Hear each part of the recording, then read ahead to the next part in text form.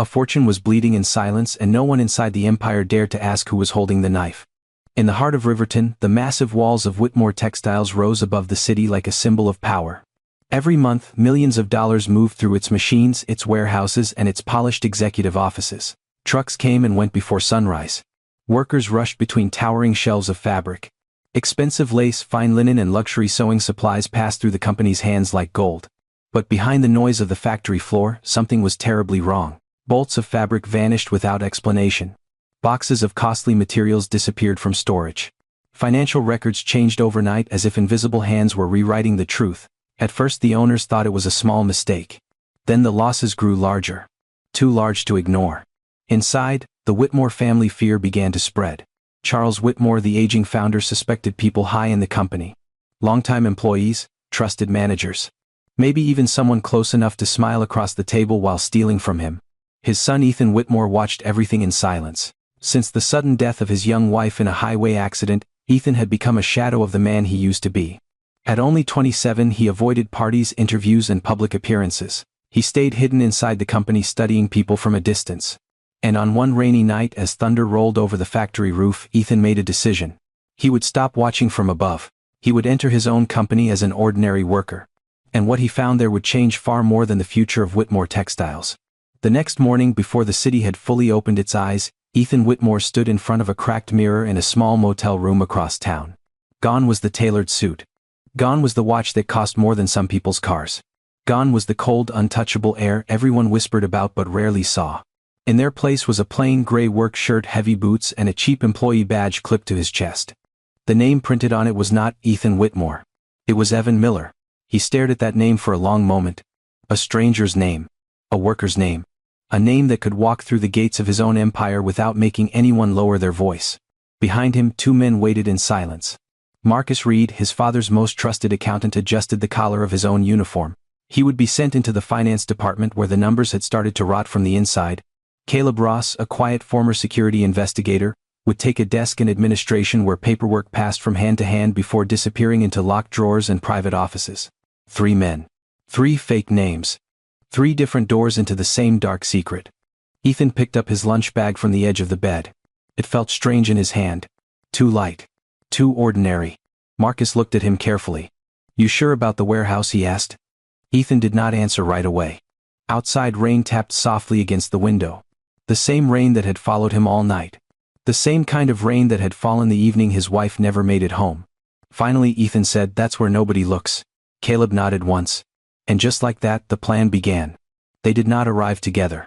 That would have been too clean. Too easy to notice. Marcus came first, walking through the employee entrance with a folder under his arm and a nervous smile on his face.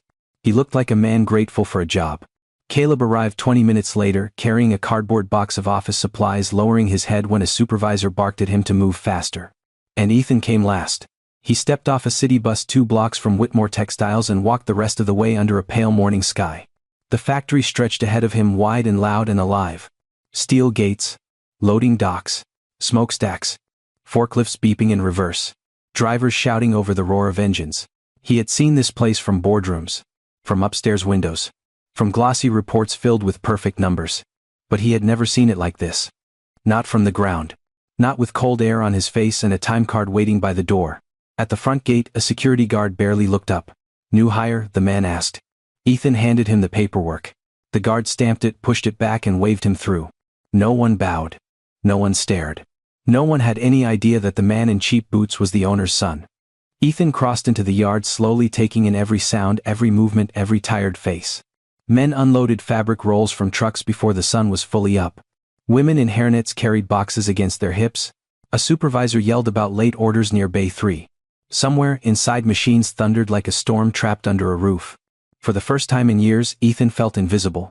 And strangely, that made him powerful.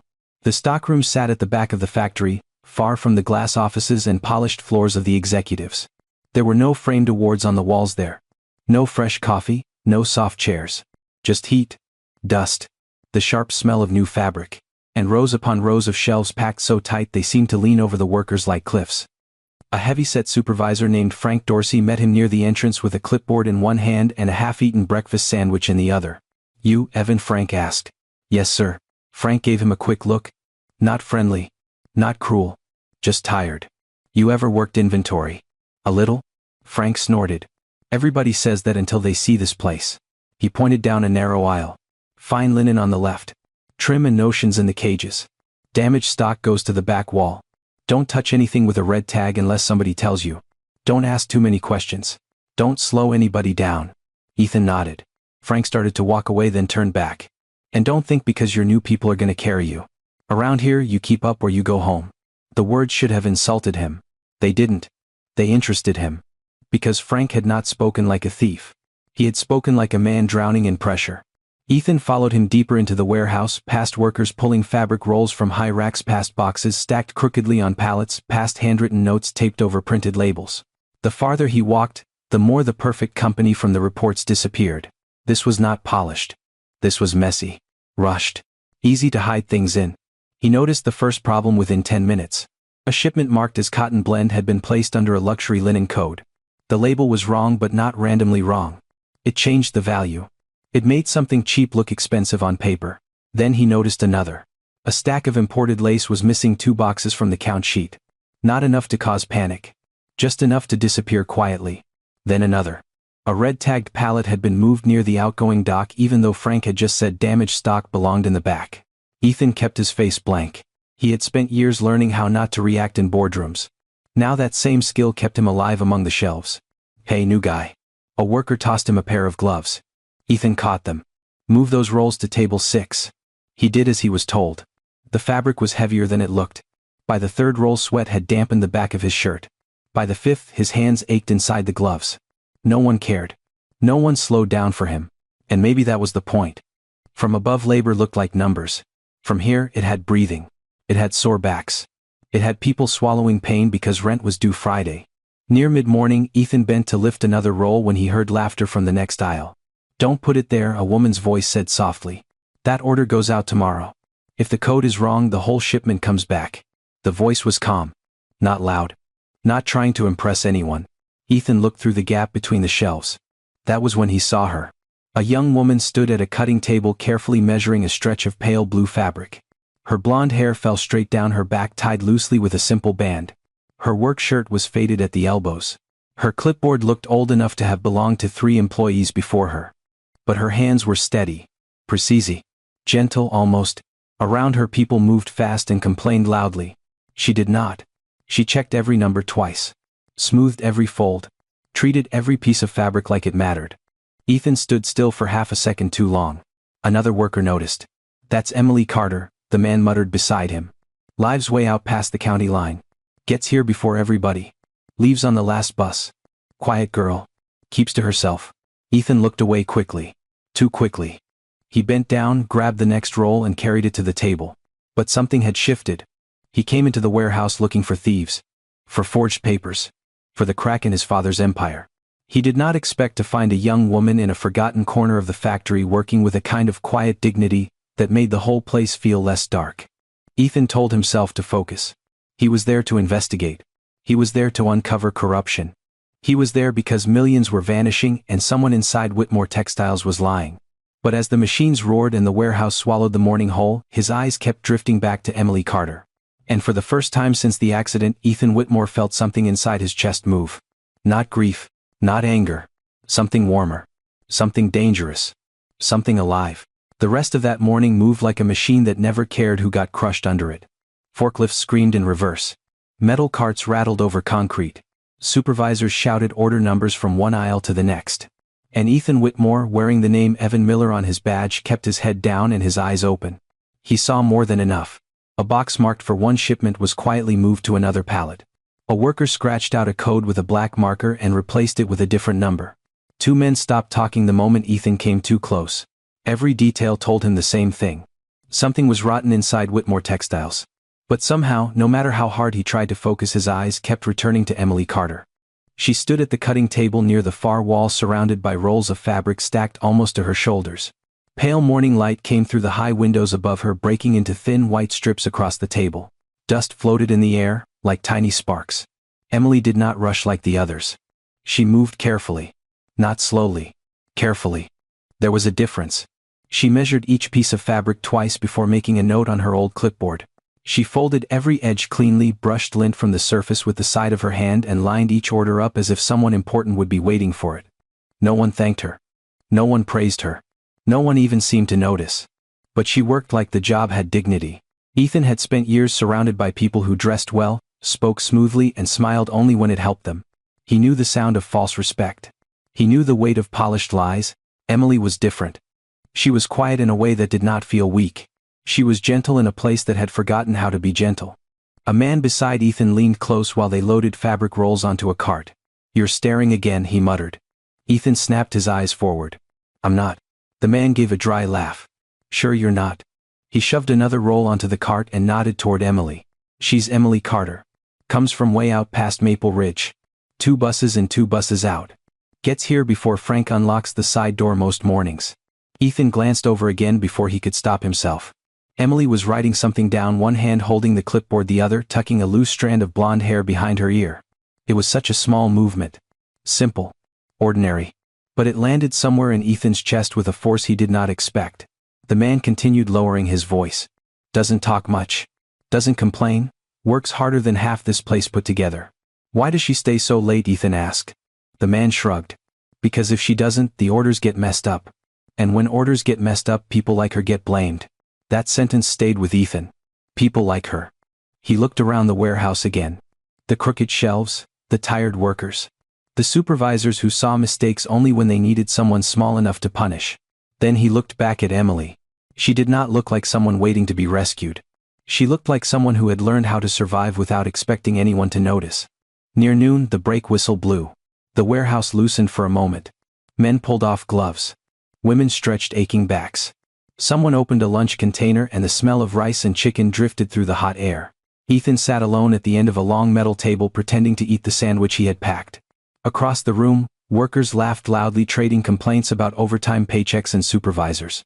Emily sat by herself near the open loading door. Not because she looked unfriendly. Because no one had made space for her. She had a small lunch wrapped in paper and a plastic bottle of water. She ate slowly, eyes lowered, one foot tucked under the bench. Every now and then she glanced toward the stockroom shelves as if her mind was still working even while her hands were resting. Ethan watched her for a second too long. Then she looked up. Their eyes met. He almost looked away. Almost. Instead, he gave a small nod. Emily hesitated, then nodded back. It was nothing. A quiet exchange across a noisy break room. But for Ethan, it felt like the first honest thing that had happened inside that building all day. A few minutes later, he found a reason to walk near her table.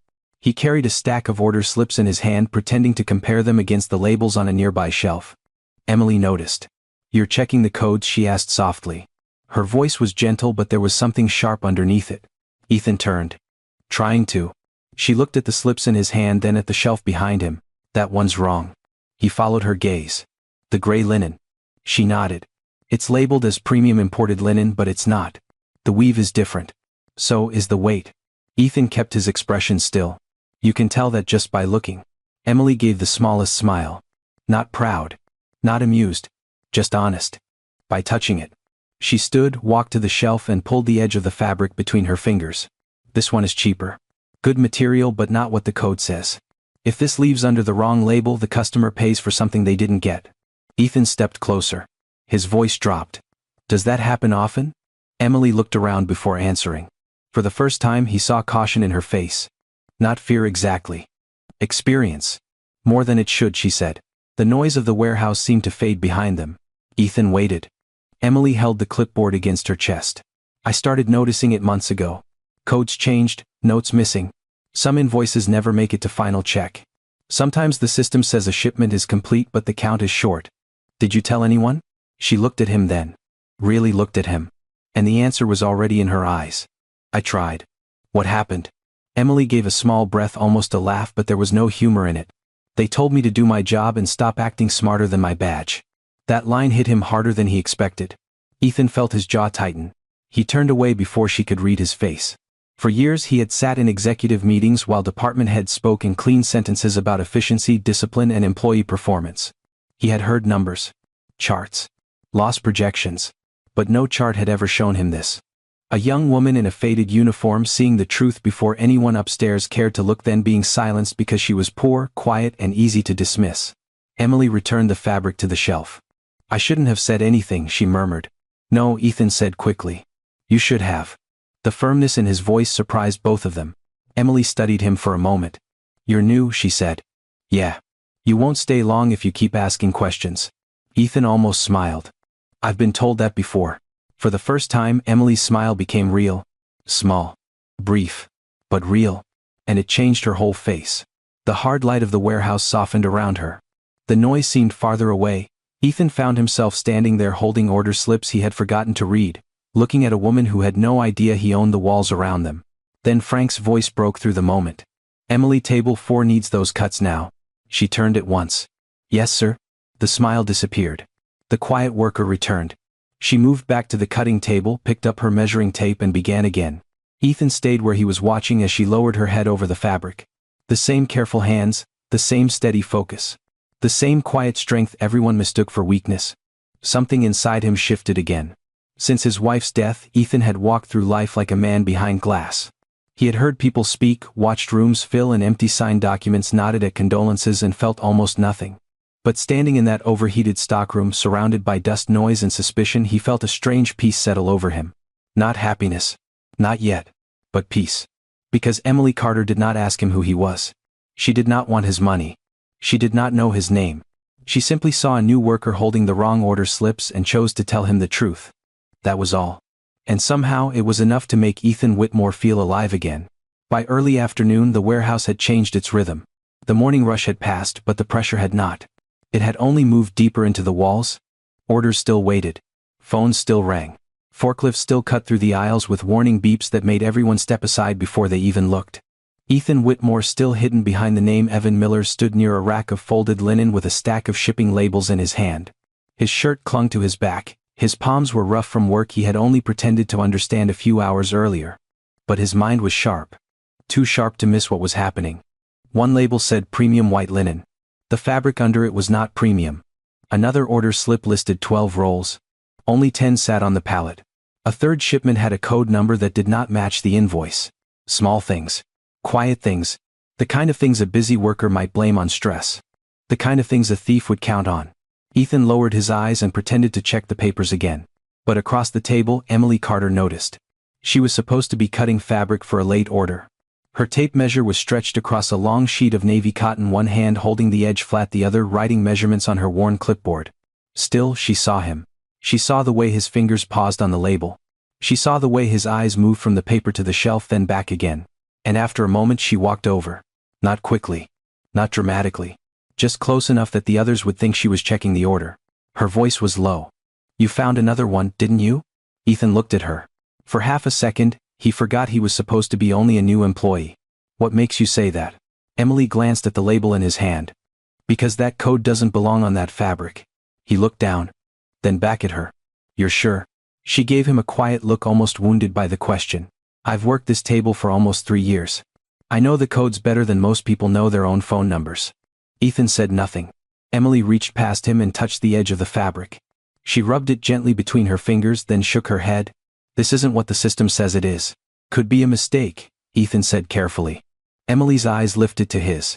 There was no anger in them. Only exhaustion. At first I thought that too. The words hung between them. The machines roared in the distance. A cart rolled past. Someone shouted for packing tape near the back wall. Emily moved closer to the shelf, using her body to block the label from anyone walking by. I started seeing it months ago, she said. One wrong code here, one missing note there. A box moved before final check. A shipment marked complete before anyone counted it. Ethan kept his face still. How often? Emily's fingers tightened around her clipboard. More often lately. She looked toward the supervisor's station before continuing. The expensive fabrics are the ones that get mixed up the most. Imported lace. Fine linen. Special order trim. The cheap stuff almost never disappears. That detail struck him hard. It was not random. It was selected. Calculated. Someone knew exactly what to take and exactly how to cover it. Ethan asked, Did you report it? Emily looked away. A short silence passed. Then she gave a small nod. I tried. To Frank. To Frank. To the front office. Once I even wrote the numbers down and left a copy with administration. What happened? Emily pressed the clipboard against her chest like a shield. Nothing. The answer was simple. Too simple. And somehow that made it worse. Ethan lowered his voice. Nothing at all. She gave a sad smile. The next week they told me I was falling behind on my work. Then someone said I was making trouble. After that, I stopped bringing it up. Ethan felt heat crawl up the back of his neck. He thought of the executive offices upstairs. The clean floors. The quiet conference rooms. The men and women in pressed suits discussing losses like weather reports. Meanwhile, down here a woman making hourly wages had seen the truth before any of them. And they had ignored her. No. Worse than ignored her. They had warned her to stay small. Emily turned to leave, but Ethan spoke before he could stop himself. Why keep watching then? She paused. The question seemed to catch her off guard. For a moment she did not answer. Then she looked at the fabric stacked around them. The shelves. The workers. The loud, tired heart of the factory. Because someone should, she said. That was all. No speech. No anger. No demand for credit. Just 4 quiet words. Because someone should. Ethan stared at her and something inside him tightened. He had heard powerful people speak for hours and say nothing. He had watched executives decorate selfishness with expensive words. But Emily, standing in a faded uniform with dust on her sleeve, had said more truth in one sentence than they ever had. A loud crash broke the moment. One aisle over a box slipped from a cart and burst open. Spools of trim rolled across the floor. Workers groaned. Frank shouted from the far end, "Pick it up, we're already behind." Emily stepped away at once.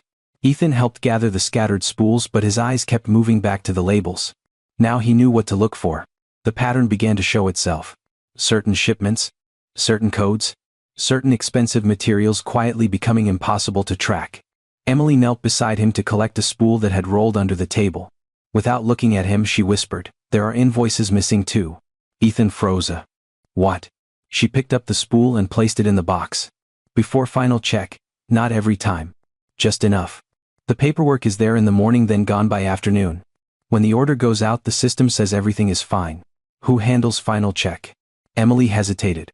That hesitation told him she knew more than she wanted to say. Different people, she said carefully. But the papers usually pass through the front office first. Administration. Where Caleb was working under his own fake name. Ethan's mind moved fast. The warehouse was only one piece. The office was another. Finance was another. And somewhere between those 3 places, money and fabric were slipping into someone's hands. Emily looked at him again. "You're not like the other new hires." Ethan's breath caught. "Why do you say that?" "Because most new hires just want to survive the day." Her eyes narrowed slightly. "You look like you're trying to solve something." For a second, the noise around him seemed to drop away. Ethan could lie. He should lie. That was the plan. But her honesty made lying feel heavier than it had all morning. So he gave her only part of the truth. "I don't like seeing people get away with things." Emily studied him. Then slowly she nodded. "Neither do I." A small silence opened between them. Not empty. Full. Full of questions neither of them could ask yet. Full of danger neither of them fully understood. Then Frank's voice came again, sharp as a snapped wire. "Emily, I need those measurements now." She turned. "I'm coming." Before she walked away, she leaned close enough that only Ethan could hear. "Be careful with those labels," she said. "People notice when you notice too much." Then she was gone, back to the cutting table, back to the tape measure, back to the quiet patience everyone mistook for weakness. Ethan watched her work. This time he did not just see a humble employee. He saw a witness. A woman who had been paying attention while everyone else looked away. A woman who had tried to speak and been pushed back into silence. A woman who might be the key to everything. He folded the suspicious labels and slipped them into his pocket. For the first time since he entered the company in disguise, the investigation had a heartbeat. And its name was Emily Carter. A woman's jealousy can be quiet at first. But inside that warehouse, Vanessa Cole's jealousy did not stay quiet for long. It began with a look. A simple look. From the upper stairs above the stockroom, Vanessa stood with one hand resting on the metal railing, her red nails tapping against the steel. She had come down from the front office with 2 supervisors beside her, her heels clicking sharply against the steps, her perfume cutting through the smell of dust and fabric. Everyone noticed when Vanessa entered a room. She made sure of it. Her blouse was pressed. Her hair was flawless. Her smile was controlled, polished, almost perfect. She carried herself like someone who believed the whole building should lower its voice when she walked by. And most people did.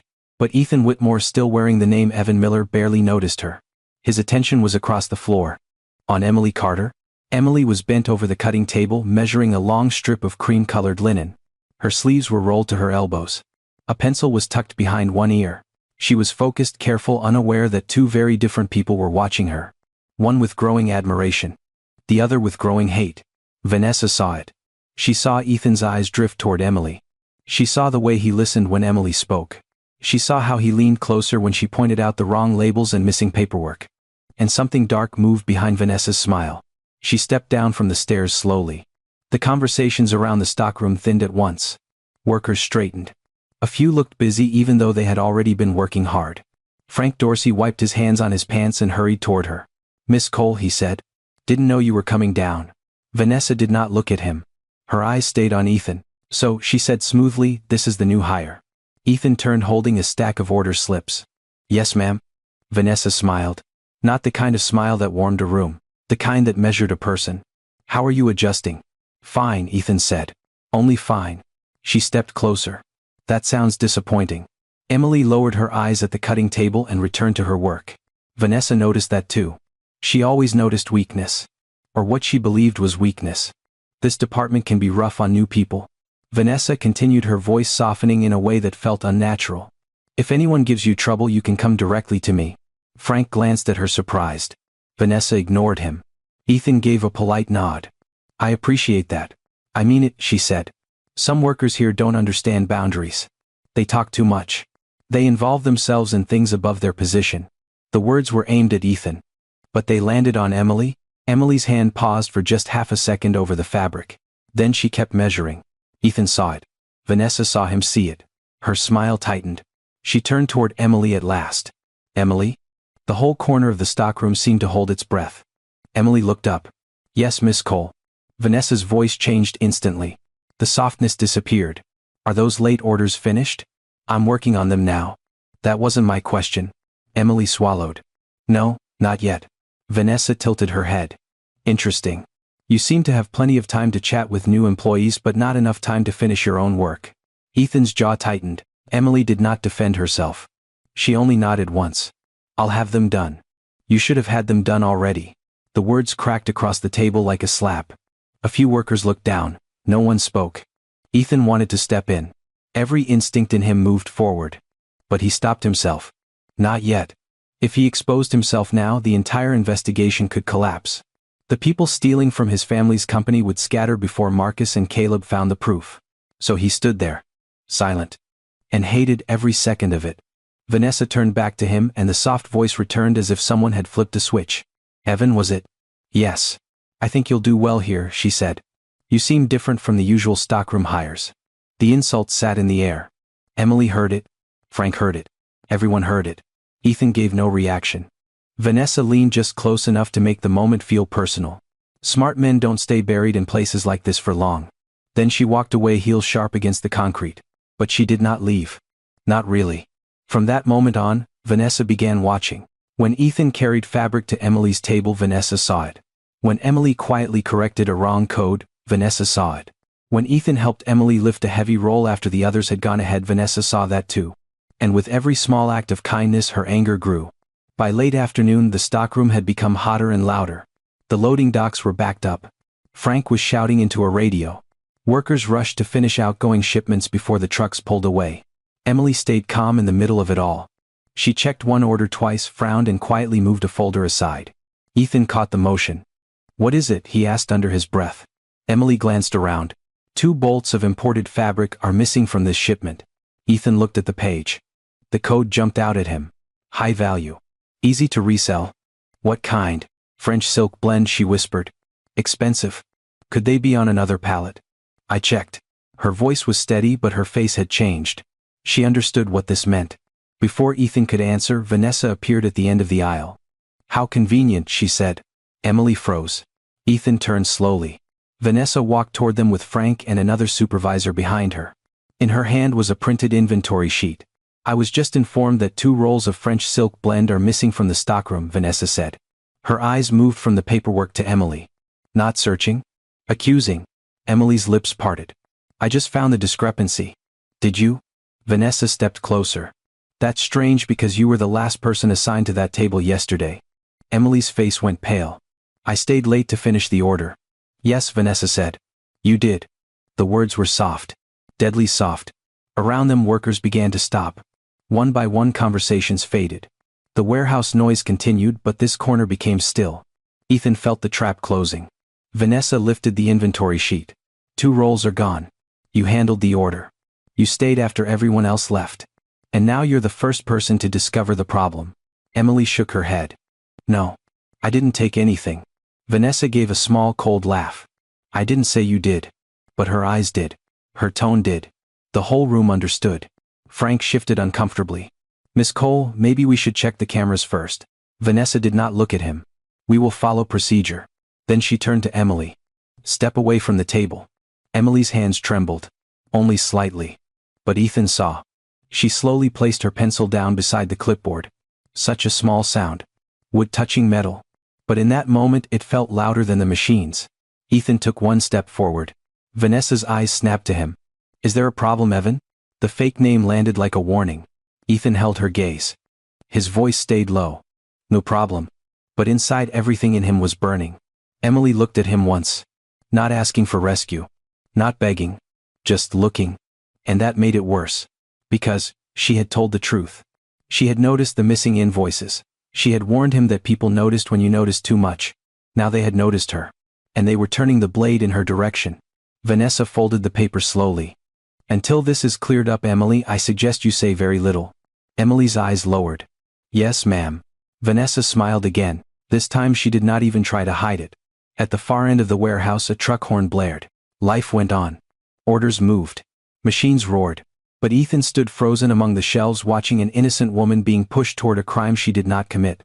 He had come to Whitmore Textiles to find the thief.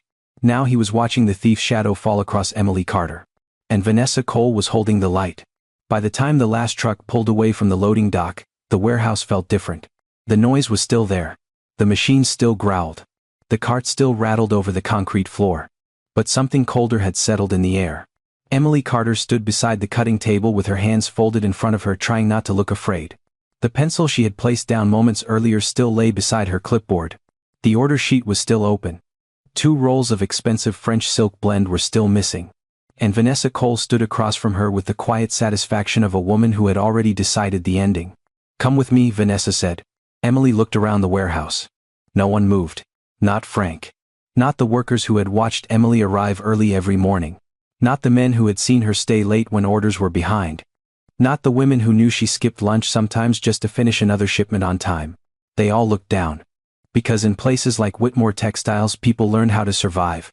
And survival often meant silence. Ethan Whitmore, still trapped inside the fake name Evan Miller, stood 5 feet away with his fists clenched at his sides. Every part of him wanted to speak.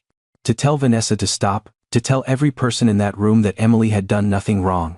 But he knew the truth. A shout would not save her. Not yet. A shout would only burn the disguise, alert the real thieves, and destroy the investigation before Marcus and Caleb could finish tracing the money. So Ethan did the hardest thing he had done all day. He stayed quiet. Emily walked past him slowly. For one brief second her eyes met his. There was no accusation in them. No anger. Only hurt. A deep, tired hurt, like she had always known the world could do this but still hoped it wouldn't. That look nearly broke him. Vanessa led her toward the small office near the back wall. Frank followed with the inventory sheets under his arm. Ethan moved to follow, but Vanessa stopped and turned. This is a personnel matter, she said. Her smile was thin. You can return to work, Evan. The fake name sounded like a chain. Ethan looked at Emily through the office window. She was standing inside now, alone beside the desk, her shoulders pulled and her face pale under the fluorescent light. He forced himself to nod. Then he stepped back. But he did not return to work. He stayed close enough to hear. The office door closed with a hard click. Inside, Vanessa placed the inventory report on the desk as if she were presenting evidence in court. 2 rolls of French silk blend are missing, she said. You were assigned to that order. You stayed late last night. And today you were the one standing over the paperwork. Emily swallowed. I stayed late because the order was behind. Of course. I didn't take anything. Vanessa leaned back against the desk. No one wants to believe you did. The lie was smooth. Almost gentle. That made it worse. Frank cleared his throat. Maybe we should review the camera logs before making a decision. Vanessa's eyes shifted to him. One look. That was all it took. Frank lowered his gaze. Vanessa turned back to Emily. The cameras near that aisle were down during part of the evening. Emily's face changed. What? Maintenance issue, Vanessa said. Unfortunate timing. Ethan heard it from outside the door and his stomach tightened. Too convenient. Too clean. This was not confusion. This was a setup. Emily shook her head. Then check the shipping dock. Check the outgoing pallets. Check the driver logs. Vanessa lifted her eyebrows. That sounds very prepared. Emily stared at her. For the first time, a spark of anger broke through her fear. Because I know how this place works. Vanessa smiled. Yes. I'm beginning to see that. The silence that followed was cruel. Emily looked at Frank. Frank, you know me? Frank's mouth opened, then closed. He looked away. That hurt her more than Vanessa's accusation. Ethan saw it through the glass. Emily's shoulders dropped just a little. Not enough for most people to notice. But he noticed. Vanessa opened a file folder and slid a paper across the desk. Effective immediately, you are suspended pending termination for inventory theft and breach of company trust. Emily stared at the paper. The words did not reach her at first. Then they did. No, she whispered. Vanessa's voice stayed calm. You will turn in your badge and leave the property today. I didn't do this. Then you should have been more careful about what happened under your responsibility. Emily looked at the paper again and the room seemed to shrink around her. Her job was not just a job. It was rent, bus fare, food, a reason to wake up before dawn and keep going. And now Vanessa was taking it with one sheet of paper. Emily's hands began to tremble. She tried to hide them by pressing them against her sides. But Ethan saw. He saw everything. The way her lips parted as if she wanted to defend herself one more time but no words came. The way her eyes shone not with weakness but with the pain of being punished for telling the truth. The way Vanessa watched her almost pleased. Frank took Emily's badge from the desk. He could not even look at her when he held out his hand. Emily slowly unclipped the badge from her shirt. A small plastic card. Her name, her place, her proof that she belonged somewhere. She placed it in Frank's palm. Then she picked up her worn clipboard. Vanessa stopped her. Company property. Emily looked down at it. For 3 years that clipboard had carried her notes, her measurements, her careful records. The corners were bent. The metal clip was scratched. To anyone else it was nothing.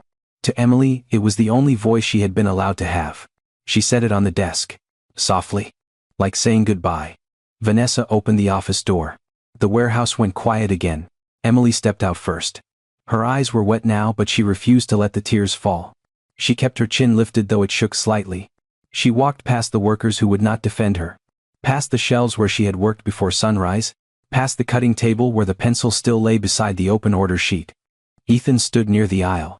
His whole body felt locked in place. Emily stopped beside him for the smallest moment. Be careful, she said under her breath. Even now. Even after they had humiliated her. Even after they had stolen her job, she was warning him. Ethan's voice came out low. Emily? She shook her head almost imperceptibly. Not here. Not now. Then she kept walking. At the exit, the guard opened the side door. Evening light spilled into the warehouse, orange and tired. Emily stepped into it with empty hands. The door closed behind her. And just like that, she was gone. Vanessa turned back to the room. Everyone returned to work. No one argued. The machine swallowed the silence. The warehouse began moving again as if nothing had happened. But Ethan did not move. He stared at the door. Emily had walked through feeling something inside him sharpen into a blade. Vanessa had made one mistake. She thought Emily Carter was alone. She thought a quiet woman with no title, no money and no protection could be erased from the building without consequence. She thought Ethan Whitmore would keep pretending forever. He could not reveal himself yet. But he could gather proof. He could follow the paper trail. He could tear open every lie that had been built around that missing silk. Across the factory somewhere behind polished doors, Marcus was buried in financial records. Caleb was inside administration watching the movement of invoices. The truth was close now. Ethan could feel it. He picked up the order sheet Emily had left behind and looked at the numbers again. 2 missing roles. A broken camera. A supervisor too afraid to speak. A manager too eager to accuse. This was not just theft anymore. This was a warning. And Emily had paid the price for noticing too much. Ethan folded the sheet carefully and slid it inside his shirt. Then he looked toward the front office where Vanessa's heels were already clicking away like she had won. His face went still. His voice was barely a whisper.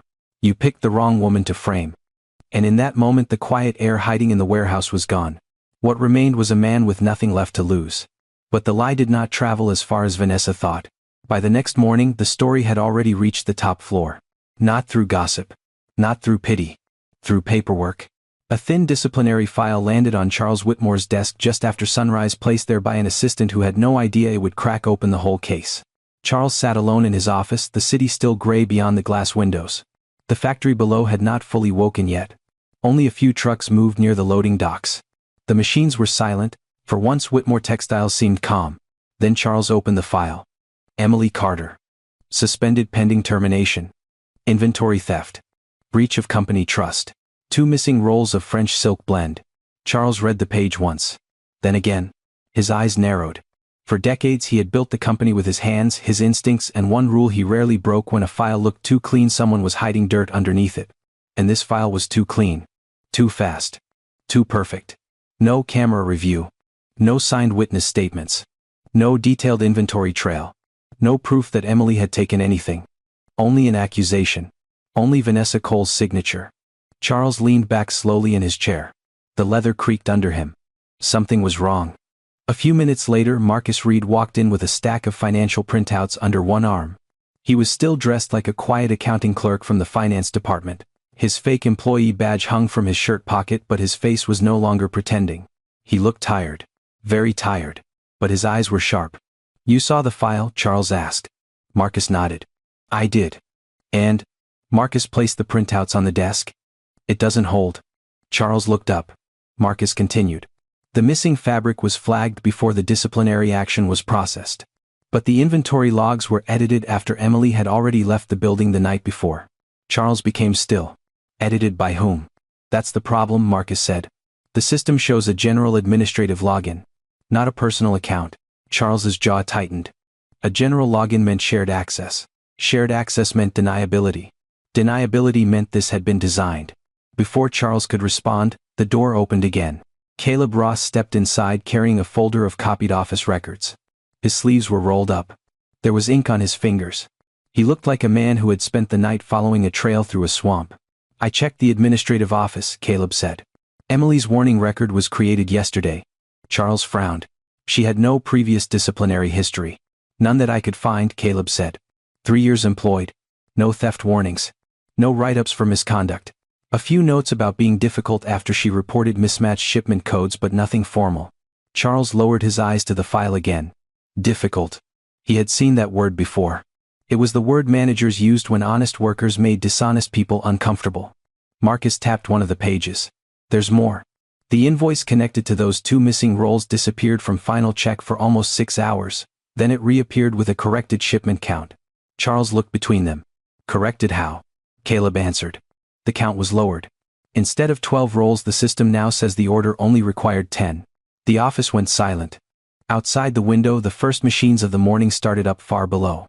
The sound rose through the building like distant thunder. Charles closed the file. Slowly. "Where is my son?" Marcus hesitated. "Still inside the warehouse." Charles looked toward the factory floor. For a moment, he did not see the company. He saw his boy. Not the cold, silent man Ethan had become after losing his wife. But the young man he used to be. The one who noticed unfairness before profit. The one who believed a company was only as strong as the people no one saw. Charles stood. "Bring Emily Carter back." Caleb nodded once. "And Vanessa?" Charles's voice dropped. "Not yet." That was all he said. But everyone in the room understood. A storm was coming. And Charles Whitmore wanted every liar standing in the open when it arrived. 2 hours later, Emily Carter sat at a small kitchen table in her apartment, still wearing the same sweater from the night before. She had not slept. Her work boots sat by the door, cleaned and lined up out of habit, though she had nowhere to wear them now. A bus schedule lay beside a mug of cold coffee. Her termination paper was folded in half, then folded again, as if making it smaller could make it hurt less. Her eyes were swollen but dry. She had cried only once. After that, there was nothing left. Then her phone rang. Emily stared at the screen. Unknown number. For a moment she almost ignored it. Then she answered. "Hello?" A calm male voice spoke on the other end. "Miss Carter, this is Caleb Ross from Whitmore Textiles. Mr. Charles Whitmore would like you to return to the company today." Emily did not move. She heard the words. She simply did not trust them. "Why?" There was a pause. Then Caleb said, "Because your termination has been cancelled." Emily gripped the edge of the table. "What?" "The disciplinary action has been reversed." Mr. Whitmore reviewed the file himself. Her breath caught. For 1 second, the room became too quiet. The refrigerator hummed. A car passed outside. Somewhere upstairs a child ran across the floor. Emily closed her eyes. She did not smile. Not yet. People like her learn not to trust good news too quickly. Caleb continued, "A car is being sent for you. You are not required to take the bus." Emily looked down at her hands. They were shaking. "I don't understand." "You will," Caleb said gently. "Please come in." Less than an hour later, Emily stepped through the front entrance of Whitmore Textiles. Not the side door. Not the employee gate. The front entrance. Her worn purse hung from her shoulder. Her hair was pulled back simply. She looked pale, tired, and unsure if every step might disappear beneath her. The receptionist stood when she saw her. That alone felt strange. A security guard nodded, respectfully. That felt stranger. Emily walked through the lobby past framed awards and polished floors she had only seen from a distance. Every sound echoed. Her own footsteps seemed too loud. Caleb met her near the elevators. "Mr. Whitmore is waiting." Emily's fingers tightened around the strap of her purse. "I didn't steal anything," she said suddenly. Caleb looked at her. "I know." 2 words. Quiet. Solid. Emily blinked fast and looked away. The elevator doors opened. Upstairs, Charles Whitmore stood in his office with Marcus beside him. The moment Emily entered, Charles did something no one had done the day before. He stood for her. Not as a gesture for show. Not as a performance. As respect. "Miss Carter," he said. "I owe you an apology." Emily froze near the door. She had prepared herself for questions. For suspicion. For another room where people looked at her like a problem. She had not prepared for this. Charles stepped forward. "You were removed from this company without evidence. That should never have happened." Emily swallowed. "I tried to explain." "I know." Her eyes lowered. "They said I was making trouble." Charles's face hardened. "Sometimes the people who call you trouble are the ones afraid of what you see." Emily looked up then. Really looked at him. Charles picked up the disciplinary file and tore it cleanly in half. The sound was small. But to Emily it felt like a door opening. "Your employment is restored immediately," he said. "Your record will be cleared. You will be paid for every hour you were forced to miss." Emily pressed a hand to her mouth. For a moment she could not speak. Then she whispered, "Thank you." Charles nodded. But his eyes remained serious. "We may need your help." Emily's hand lowered slowly. "My help?" Marcus placed several shipment logs on the desk. "You noticed things long before anyone else did," he said. "Wrong codes. Missing invoices. Changed counts." Emily stared at the papers. Then the truth settled over her. They had not brought her back out of kindness alone. They had brought her back because she had been right. All along. Charles spoke softly. "You saw what others ignored." Emily stood there in the quiet office, the torn pieces of her false accusation on the desk, the morning light touching the edge of her face. Yesterday she had walked out through a side door with empty hands. Today the owner of Whitmore Textiles was asking for her voice. And somewhere far below in the warehouse, Ethan Whitmore was still waiting for the moment she would walk back in, this time not as a suspect. Not as a victim. But as the one person the truth could not do without. By noon the truth began to crawl out of the walls. Not all at once. Not with a confession. But in numbers. In dates. In tiny changes buried so deep in the system that whoever made them believed no one would ever look closely enough to find them. Inside a locked conference room on the top floor of Whitmore Textiles, Charles Whitmore stood at the head of the table. The blinds were half closed. The room was quiet except for the hum of the air conditioner and the soft slide of paper across polished wood. Marcus Reed had spread the records in neat rows. Invoices. Purchase orders. Delivery logs. Inventory sheets. Every page looked harmless alone. Together they told a crime story. Emily Carter sat near the end of the table, her hands folded tightly in her lap. She still looked uncomfortable being there, surrounded by glass walls and leather chairs. This was not her world. She belonged near the cutting table under harsh warehouse lights where work was measured in sore hands and aching feet. But every time Marcus pointed to a document, Emily's eyes sharpened. She knew the codes. She knew the fabrics. She knew what belonged where. And now, for the first time, people were listening. Marcus tapped one page with his finger. "This order was entered for 24 rolls of premium imported linen," he said. "But only 16 were ever needed for the client." Charles stared at the number. "So we paid for 8 rolls that never should have been ordered." Marcus nodded. "And the company was charged full price." Caleb Ross opened another folder. "Same pattern here. Special order trim." The purchase order was inflated. The supplier invoice matched the fake count. Then the extra materials disappeared before final inventory. Emily leaned forward slightly. "That code," she said. Marcus looked at her. "You recognize it?" She nodded. That's one of the ones I saw more than once. It kept showing up on rushed orders. The kind nobody had time to check. Caleb's eyes moved to Charles. Exactly. The silence grew heavy. Charles looked older in that moment. Not weak. Just wounded. This was his company. His name. His life's work. And someone had been carving pieces out of it from the inside. Who approved the purchases, he asked. Marcus slid one document to the center of the table. The approvals traced back to Derek Hale. Emily went still. The name landed hard. Derek Hale was not a stranger. He worked in purchasing and vendor coordination, charming when executives were around, cold when workers needed help. Always dressed just a little better than his job required. And more importantly, he was Vanessa Cole's brother. Charles's face darkened. Vanessa's brother. Marcus nodded once. He created the purchase requests. He inflated the quantities. Then he pushed the orders through using vendor accounts that looked legitimate. Caleb added. Some of those vendors appear to be connected to shell companies. Not directly under his name but close enough to follow. Emily looked from one man to the other. So, the company was paying for materials it didn't actually need. Yes, Marcus said. And the extra money was being siphoned off. Charles's jaw tightened. For how long? Marcus hesitated. That hesitation said enough. Years, he finally answered. The word sat in the room like smoke. Years. Not weeks. Not months. Years of fake orders. Years of inflated numbers. Years of people on the floor being blamed for shortages while someone upstairs signed theft into the system with clean hands. Emily's voice came out quiet. That's why the counts never made sense. Everyone looked at her. She lowered her eyes to the documents. We would get orders that looked too large but nobody questioned them because they came from the office. Then later pieces would go missing, and the warehouse got blamed. Caleb nodded. That was the design. Charles turned toward the window. Far below, workers moved between the buildings like small shadows. Trucks waited at the docks. Forklifts carried pallets through the yard. Everything looked normal from up here. That was the cruelest part. From a distance, corruption could look like business. Then Caleb placed a second set of records on the table. But Derek wasn't doing it alone. Charles turned back. Caleb opened a delivery log. We traced the missing rolls from the warehouse to outgoing shipments. Some of the most expensive fabric was being loaded onto trucks after hours. Emily's face tightened. The drivers. One driver in particular, Caleb said. Roy Benson. Emily knew that name too. Roy was the kind of man who laughed too loud and talked too much. He backed trucks into the loading dock every week, always joking with supervisors, always acting like he belonged everywhere. No one watched him closely because he acted too familiar to be suspicious. Caleb continued. Benson's route logs don't match the delivery confirmations. On several nights, his truck left with more weight than the shipment required. Marcus placed photographs beside the papers.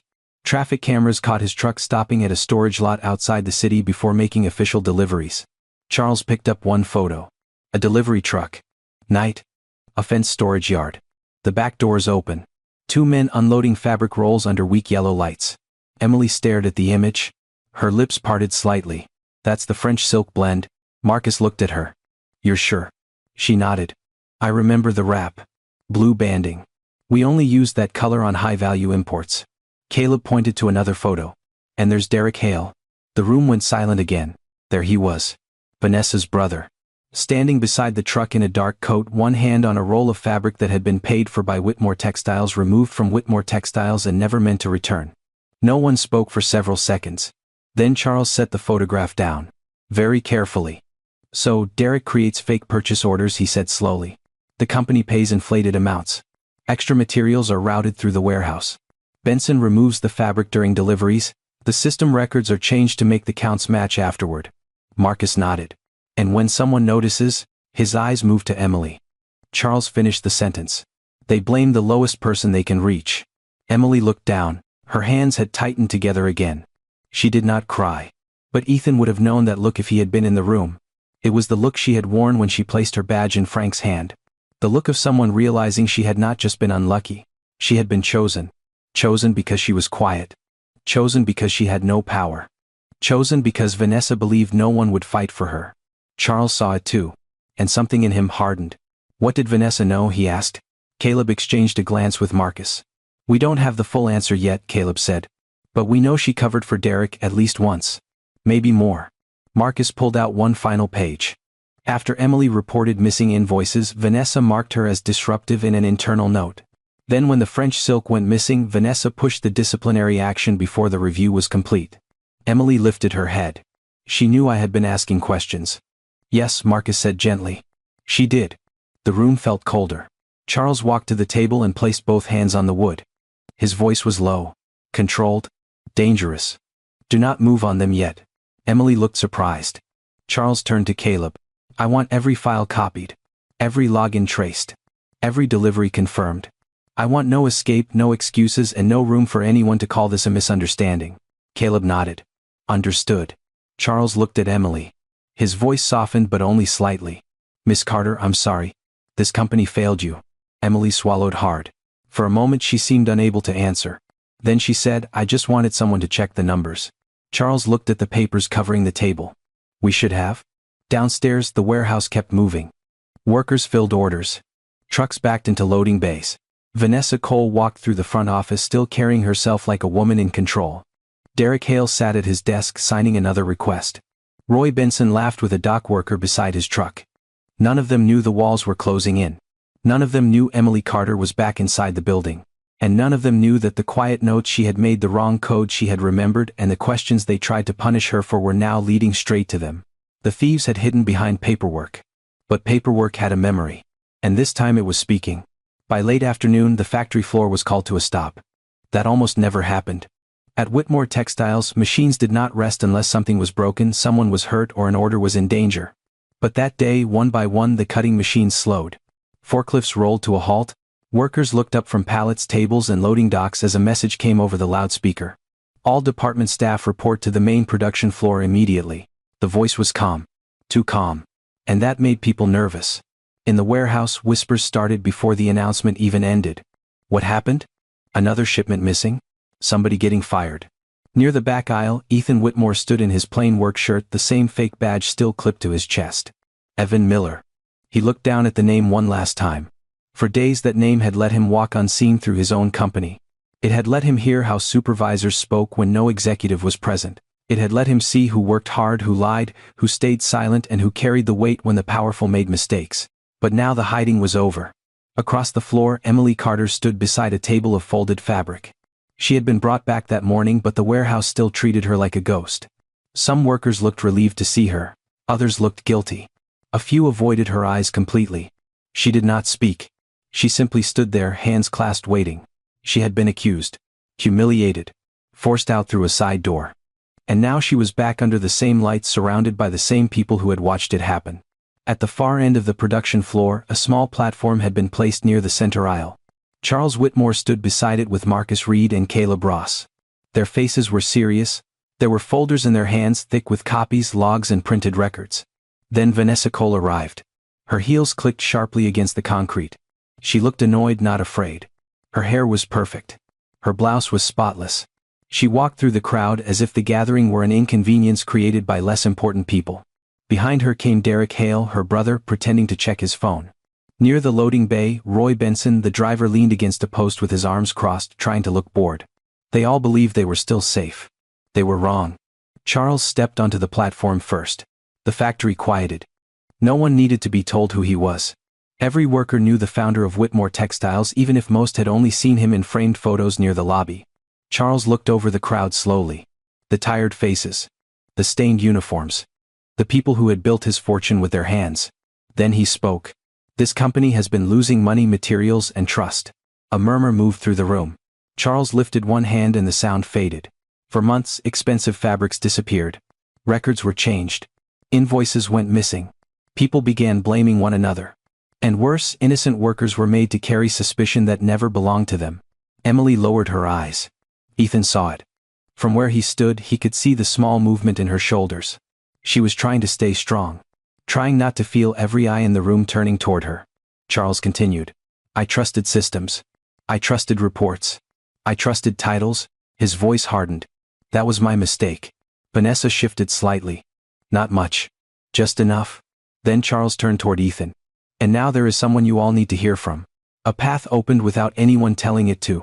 Ethan walked forward. Still in warehouse boots. Still in the gray shirt. Still with dust on his sleeves. The workers stared at him confused. Frank Dorsey frowned from the front row. Vanessa's eyes narrowed. Ethan stepped onto the platform beside his father. For a moment he said nothing. He reached for the badge clipped to his shirt. The tiny plastic card caught the light. Evan Miller.